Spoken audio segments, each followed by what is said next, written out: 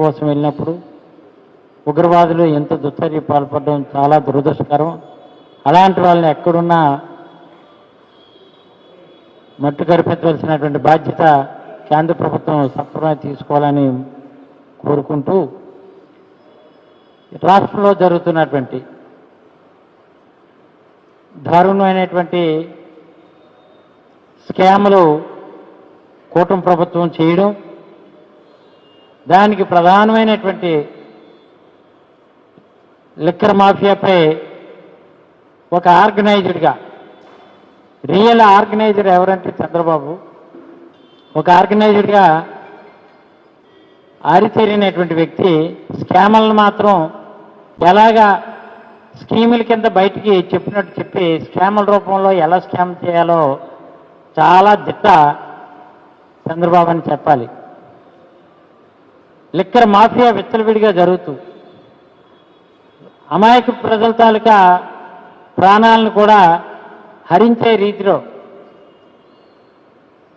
ఇక్కడ రాష్ట్రంలో ఆంధ్రప్రదేశ్లో జరుగుతున్నటువంటి పరిస్థితి ఒకసారి మనం ప్రజల ముందు చెప్పాల్సిన బాధ్యత ప్రధాన ప్రతిపక్షంగా వైఎస్ఆర్ కాంగ్రెస్ పార్టీపై ఉంది. పుచ్చకాయల దొంగ ఎవరా అంటే భుజాలు తడుముకున్నాడట ఎవరో ఒక వ్యక్తి. లిక్కర్ మాఫియా జరిగిందంటే తన మాఫియాని గతంలో 2014 నుంచి 2019 వరకు జరిగినటువంటి మాఫియా కానీ ఈ 2024 తర్వాత రాష్ట్రంలో జరుగుతున్నటువంటి లిక్కర్ విధానంపై కూటమి చేస్తున్నటువంటి అవినీతి రాష్ట్ర ఖజానాన్ని మొత్తం అంతా కూడా కొల్లగొట్టి తెలుగుదేశం వాళ్ళ చేతుల్లో పెట్టినటువంటి పరిస్థితిని కానీ ఒకసారి మనం గమనించుకోవాలని మాత్రం తెలియజేస్తున్నాను. దొంగతనానికి వెళ్ళినాడు పక్కింట్లో దొంగతనం చేసి బయటకు వచ్చి దొంగ దొంగ దొంగ అన్నాడంట. ఆ రీతిగా ఉందన్నమాట. కూటమి ప్రభుత్వం వచ్చిన తర్వాత ప్రభుత్వ రంగంలో నడిపిస్తున్నటువంటి ఏవైతే మద్యం షాపులు ఉన్నాయో మద్యం షాపులన్నీ కూడా పారదర్శకంగా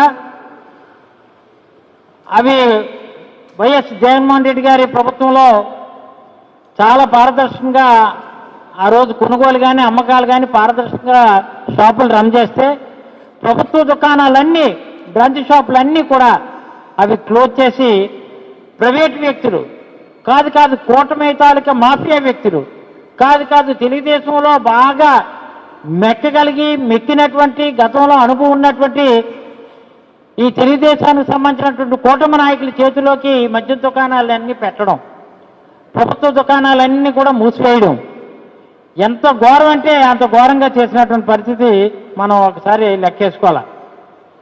ప్రైవేటు వాళ్ళకి ఎలా కట్టబెట్టాలని చెప్పి టెండర్లు పిలిచిన విధానంలో కూడా విఆర్ఓ ద్వారా సర్టిఫికెట్స్ ఇవ్వనివ్వకపోవడం, షాపులకి ఎక్కడైతే షాపులు ఏమైనా పెట్టాలనుకుంటే షాపులకి ఎక్కడ రానివ్వకపోవడం, తెలుగుదేశం కూటమి నాయకులు ఎవరైతే ఉన్నారో ఆ కూటమి నాయకుల చేతుల్లోనే ఆ షాపుల్లోనే ఈ షాపులు పెట్టే కార్యక్రమం చేయడం, పోలీసుల చేత మళ్ళీ ఎక్కువగా అమ్ముతున్నారనో లేకపోతే లిక్కరు దాని మీద ఉన్నటువంటి స్టిక్కరు మార్పించేసి అక్కడ ఉన్నటువంటి వాళ్ళు ఎవరైతే ఉన్నారో ఆ ప్రైవేట్ వ్యక్తులకు కానీ ఏను దుకాణాలు వస్తే వాళ్ళ భయభ్రాంతులు గురి చేసి దుకాణాలన్నీ మళ్ళీ టీడీపీ వాళ్ళ చేతిలో పెట్టడం, ఇంత దారుణమైనటువంటి కార్యక్రమాలన్నీ కూడా చంద్రబాబు చేస్తున్నాడు. లిక్కర్ విషయంలో అయితే మాత్రం రియల్ గజ దొంగ అనాలి, రియల్ ఆర్గనైజ్డ్ డెకోట్ అనాలి. 100% చంద్రబాబు అనేది మాత్రం చెప్పక తప్పదు ఇక్కడ. ఎందుకంటే ఆయన అన్నీ కూడా ఎప్పుడు కూడా అలాగే అంతకుముందు కూడా పెద్ద పెద్ద స్కీములు పేర్లు బాగా పెట్టి స్కీములన్నీ కూడా స్కాముల కింద మార్చినటువంటి దూపం అన్నాడు, దీపం అన్నది దూపం అయిపోయింది. అలా రకరకాలవన్నీ కార్యక్రమాలను కూడా గతంలో కూడా చేశాడు. ఇప్పుడు అమ్మకు వందనం అన్నాడు, అమ్మకు వందనం దేవుడు ఎరుగని తండ్రికి ఇంధనం మాత్రం పెట్టే కార్యక్రమానికి శ్రీకారం చుట్టి ఈ రోజు ఏంటంటే ఎక్కువ మందు అమ్మాలి, ఎక్కువ మందు తాగాలి. చూడండి, ఎక్కువ మందు అమ్మాలి, ఎక్కువ మంది తాగాలి. అదే టీడీపీ తాలూకు విధానం. అందుకనే చెప్తున్నాను, కూటమి ప్రభుత్వం వచ్చిన తర్వాత ఉన్న బలంగా అత్యంత పారదర్శకంగా నడిపించినటువంటి మొత్తం షాపులన్నీ కూడా ప్రభుత్వ షాపులన్నీ పక్కన పెట్టడంతో పాటు ఈ దుకాణాలన్నీ కూడా ప్రైవేట్ చేతిలోకి వెళ్ళిపోయినటువంటి కార్యక్రమాలు చేశారు. దయచేసి ప్రజలు కూడా గమనించాలి. గతంలో ఎన్ని షాపులు ఉన్నాయి, ఇప్పుడు ఎన్ని షాపులు ఉన్నాయి, గతంలో ఎన్ని బెల్ట్ షాపులు నడిపించేవారు. ఎప్పుడైనా కనీసం వైఎస్ఆర్ పార్టీ ప్రభుత్వం హయాంలో జగన్మోహన్ రెడ్డి గారి ప్రభుత్వంలో బెల్ట్ షాపులు ఒకటైనా ఎక్కడైనా రన్ అయ్యాయా అని అంటే ఒకసారి చూడమన్నా. అదే 2014 నుంచి 2019 వరకు ఎన్ని బెల్ట్ షాపులు ఉన్నాయి, బెల్ట్ షాపుల వల్ల ఎన్ని జీవితాలు ఏ విధంగా కాలగర్భంలో కలిసిపోయాయి, ఎంతమంది తాగుడుకు లోనయ్యారనేది ఒకసారి కూడా ప్రజలు కూడా గమనించాల.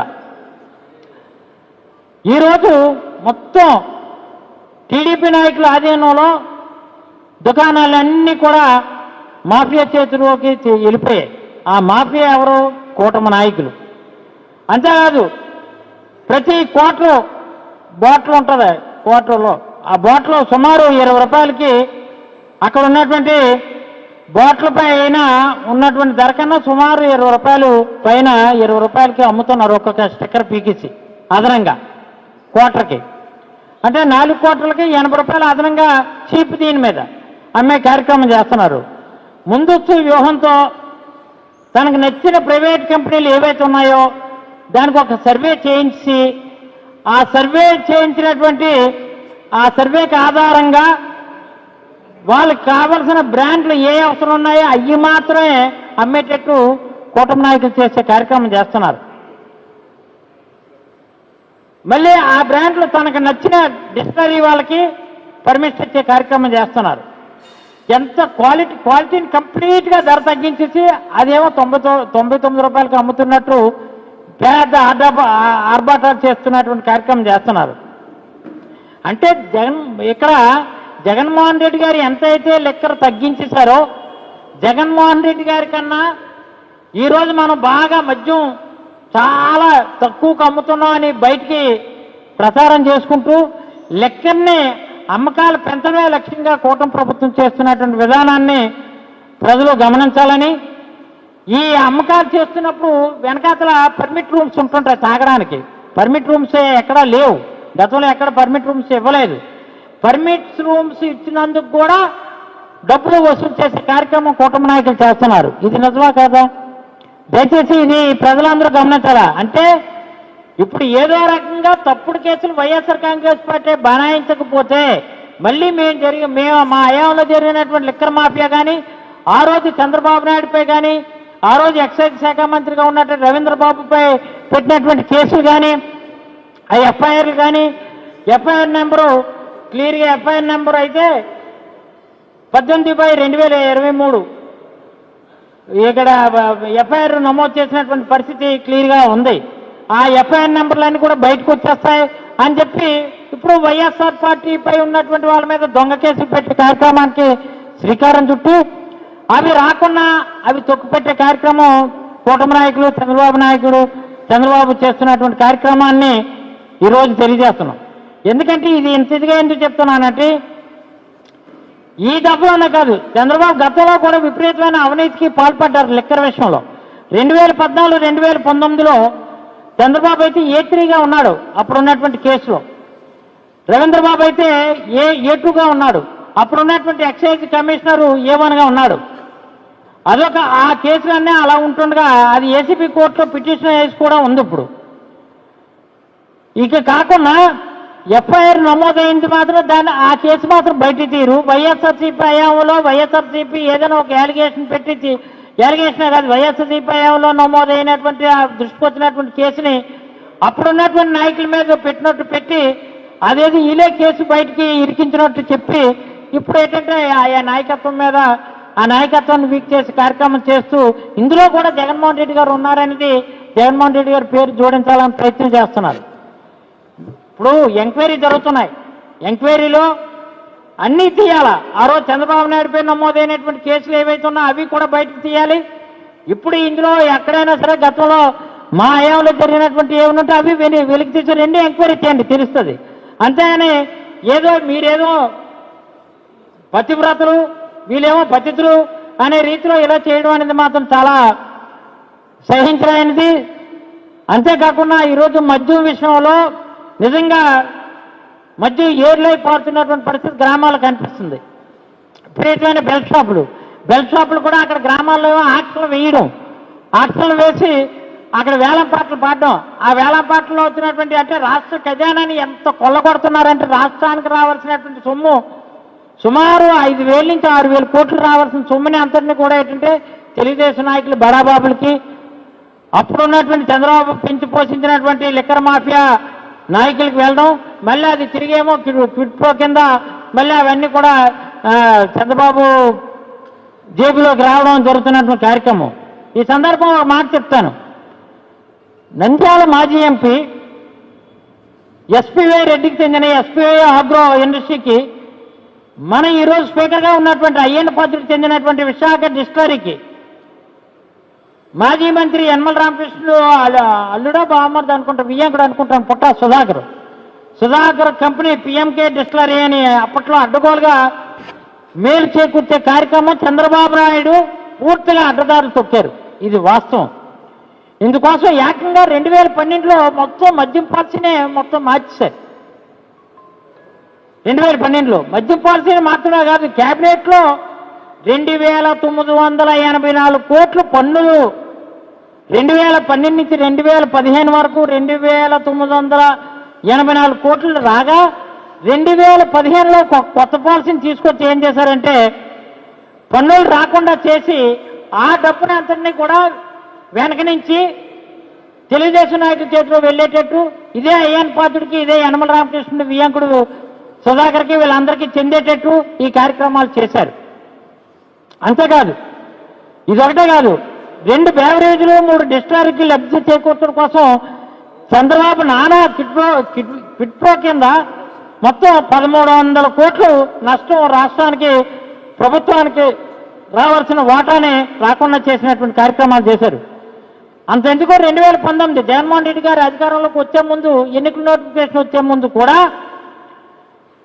ఇక్కడ ఉన్నట్టు కొన్ని కంపెనీలకి ప్రయారిటీ ఇచ్చి కొన్ని కంపెనీలకి లబ్ధి చేకూర్చడం కోసం మార్కెట్ వాటాకు అనుకూలంగా హడావిడిగా ఆర్డర్లు కూడా జారీ చేశాడు. ఎన్నికల నోటిఫికేషన్ వచ్చిన తర్వాత అవసరానికి మించి లెక్కర కంపెనీలకి నిబంధనలకు విరుద్ధంగా అనుమతులు ఇచ్చి మొత్తం పర్మిషన్స్ అన్ని ఇచ్చి కూడా 70% బ్రాండ్లు కొనుగోలు చేశారనమాట. ఇవన్నీ కూడా ఏంటంటే వాళ్ళ తెలుగుదేశం నాయకులకి, కూటమి నాయకులకి చెందడం కోసం చేస్తున్నటువంటి ప్రక్రియ. ఇది ఆ రోజు కూటమి లేకపోవచ్చు, ఆ రోజు ఉన్నటువంటి తెలుగుదేశం నాయకులకి వచ్చినటువంటి కార్యక్రమం చేశారు.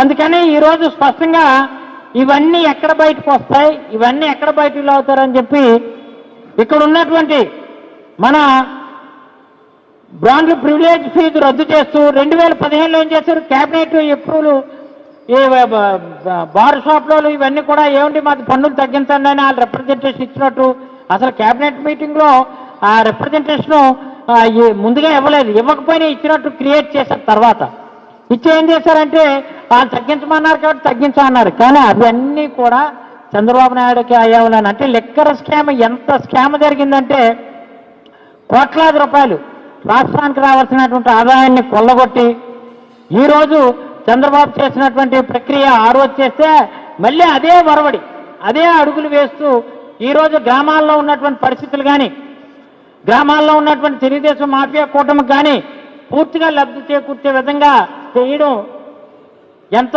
ఘోరమో ఒకసారి ప్రజలు కూడా గమనించాలి. ఈ సందర్భంలో ఒకటే మాట చెప్తున్నాను, ప్రభుత్వ దుకాణాలు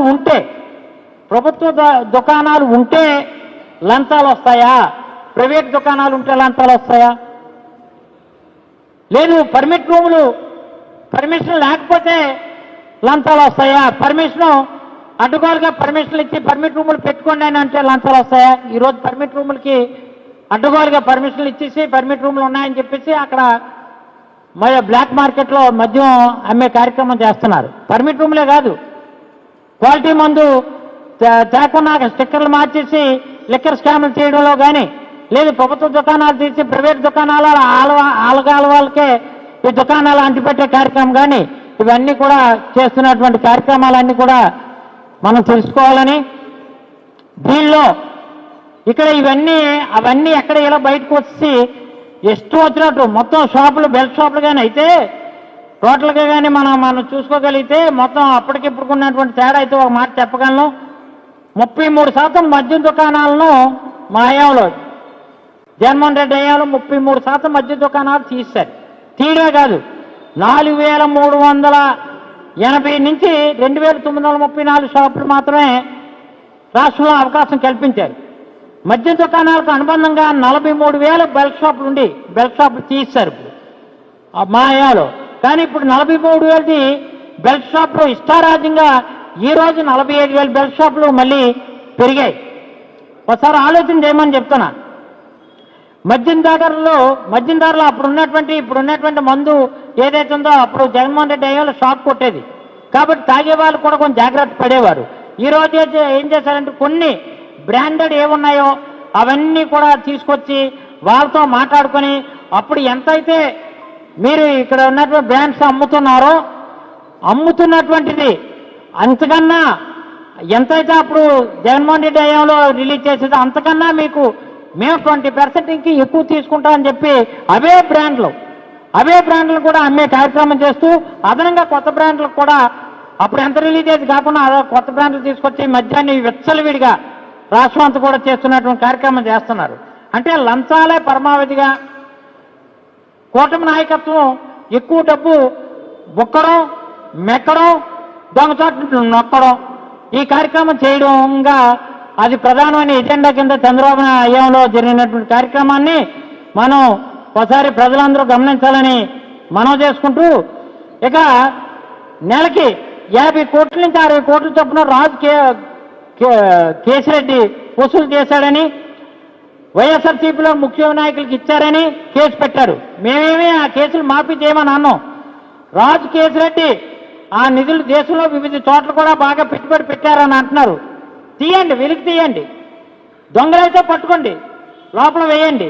కానీ లేనిది దాన్ని అందులో ఆ అవకాశం రాకుండా అందులో ఇన్వాల్వ్మెంట్ లేకుండా ఉన్నటువంటి జగన్మోహన్ రెడ్డి గారిని కూడా ఏదో రకంగా వంకతో ఆ కేసులో మాజీ ముఖ్యమంత్రి జగన్మోహన్ రెడ్డి పేరును కూడా నివేదికలో ఆయన ప్రస్తావించకపోయినా ప్రస్తావించినట్టు మీరు ఇరికించే కార్యక్రమం చేయడం అనేది మాత్రం చాలా నేరం. మీరు ఎన్నో ఉన్నాయి, మీ మీద ఎఫ్ఐఆర్ కాపీలు కూడా క్లియర్గా ఉన్నాయి. మరి ఎంక్వైరీ చేసేటప్పుడు ఎఫ్ఐఆర్ కాపీలో ఆ రోజు ఏసీబీ పెట్టినటువంటి కేసు కూడా ఈ కేసుల్లో ఉన్నటువంటి A3గా ఉన్నటువంటి చంద్రబాబు, A2గా ఉన్నటువంటి రవీంద్ర, అలాగే కొల్లి రవీంద్ర, A1గా ఉన్నటువంటి అప్పుడు కమిషనరు ఆ కేసు కూడా వెలికి తెద్దాం.